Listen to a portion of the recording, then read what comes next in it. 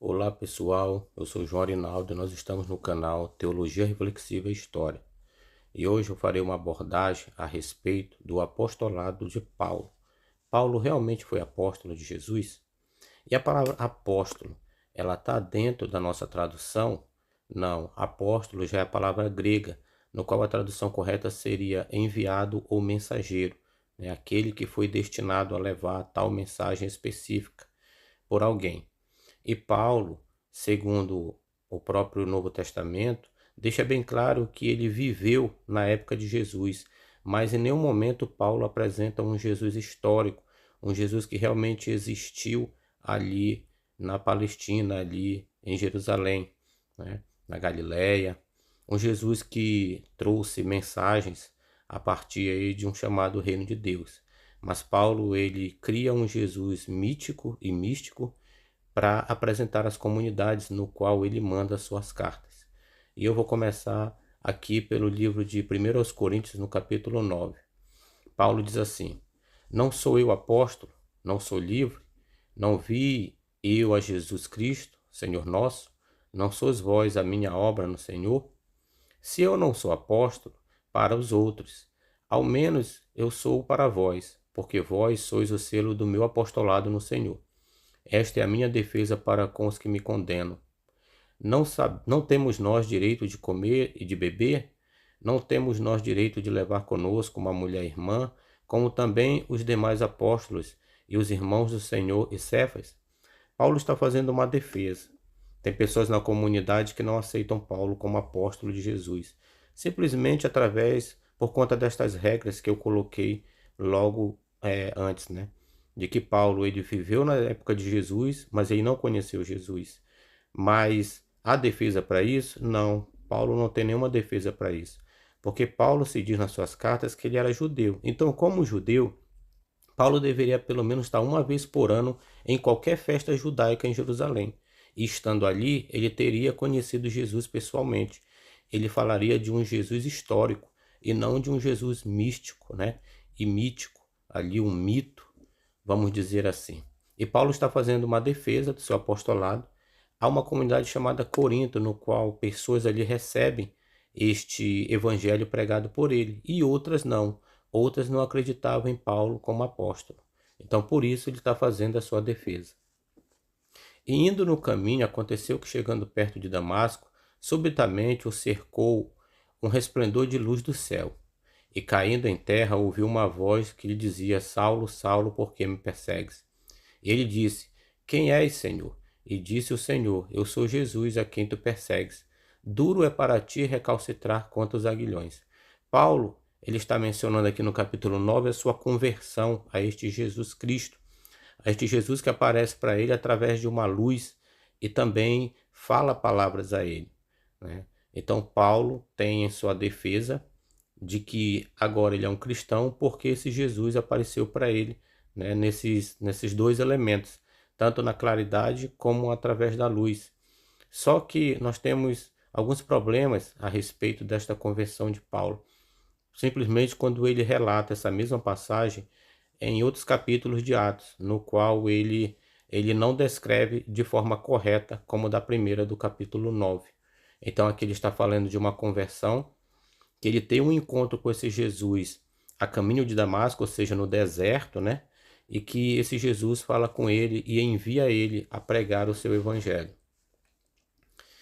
Em Mateus capítulo 24, diz assim: Portanto, se vos disserem, eis que ele está no deserto, não saias, ou eis que ele está no interior da casa, não acredites. Jesus aqui em Mateus 24, ele está dando instruções aos seus discípulos a respeito de uma vinda, e que essa vinda não seria dessa forma, e que se alguém chegasse para ele e dissesse que tinha visto Jesus no deserto, não eram para acreditar. Mas acabamos de ler na passagem de Atos 9, na defesa de Paulo à sua conversão a Jesus, é que ele encontrou Jesus no deserto de Damasco. Então, logo aqui, nós já vemos uma grande incoerência daquilo que Jesus deixa aos seus discípulos, né, como palavras ali ao levá-los a acreditar ou não em alguém, e aquilo que Paulo está determinando no seu escrito de que encontrou Jesus no deserto. Então, nessa base, quem está mentindo? Jesus ou Paulo? Atos capítulo 15. Então pareceu bem aos apóstolos e aos anciões com toda a igreja, eleger varões dentre eles e enviá-los com Paulo e Barnabé a Antioquia, a saber, Judas chamado Barsabás e Silas, varões distintos entre os irmãos. E por intermédio deles escreveram o seguinte: os apóstolos, os anciões e os irmãos, aos irmãos dentre os gentios que estão em Antioquia, Síria e Cilícia, saúde. Porquanto ouvimos que alguns que saíram dentre nós vos perturbaram com palavras e transtornaram a vossa alma, não lhes tendo nós dado mandamento.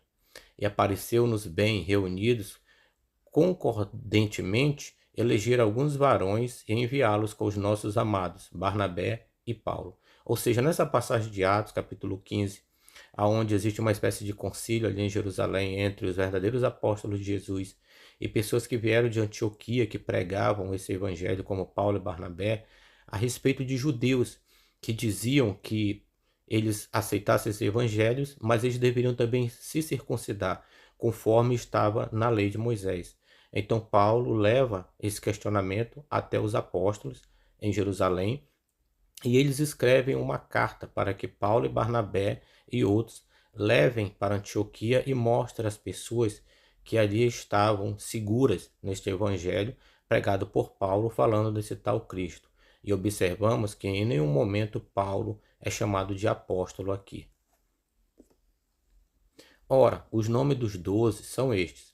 O primeiro é Simão, chamado Pedro, e André, seu irmão, Tiago, filho de Zebedeu, e João, seu irmão, Filipe e Bartolomeu, Tomé e Mateus, o publicano, Tiago, filho de Alfeu, e Lebeu, apelidado por Tadeu, Simão, o Zelote, e Judas Iscariotes, aquele que o traiu.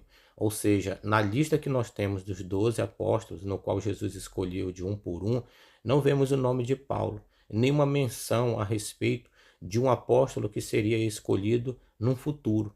Ou seja, fecha-se aqui uma lista, né, de 12 pessoas no qual deveriam levar esta mensagem, ser os mensageiros, né, enviar a mensagem às pessoas que deveriam receber essa mensagem, chamada de mensagem do reino de Deus. E lembrando que Paulo ele não prega o evangelho do reino, ele prega um tal evangelho da graça. Então até nisso ele muda, aonde o evangelho do reino ele era levado às pessoas através de milagres, de curas, onde eles faziam exorcismo e muitas outras coisas. Você vai ver isso em Mateus capítulo 10 e Lucas capítulo 9 e 10, aonde esse evangelho ele era destinado a pessoas, e a parte mais importante da pregação desse evangelho eram as curas, eram as ressurreições, eram onde eles conseguiam expulsar os chamados demônios, entre outras coisas. Então, a pregação do evangelho ela era uma pregação levada com curas, com sinais e maravilhas que o próprio Jesus delegou a esses discípulos de graça. E por isso eles deveriam servir as comunidades de graça, porque eles receberam esses dons de Jesus de graça. Em Atos capítulo 1 diz assim: porque no livro dos Salmos está escrito: fique deserta a sua habitação, e não haja quem nele habite, e tome outro o seu bispado. É necessário, pois, que dos varões que conviveram conosco todo o tempo, e que o Senhor Jesus entrou e saiu dentre nós, começando desde o batismo de João até o dia em que dentre nós foi recebido em cima, um deles se faça conosco testemunha da sua ressurreição. Em Atos capítulo 1 fala a respeito da morte de Judas, aonde haveria ali entre os discípulos de Jesus uma reunião no qual deveria uma pessoa ser escolhida para ocupar essa vaga deixada por Judas. E dentro dessa ocupação, dentro desse acordo, dentro dessa reunião que eles fizeram, tinha ali algumas ordenanças a ser cumpridas. Quais delas?